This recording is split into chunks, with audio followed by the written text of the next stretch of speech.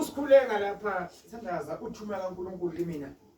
Kuyabantu abathathu bebangangena emanzini laba abathi bayongena emanzini. Uthumela abantu abathathu ufuna bakhiphele ngaphandle.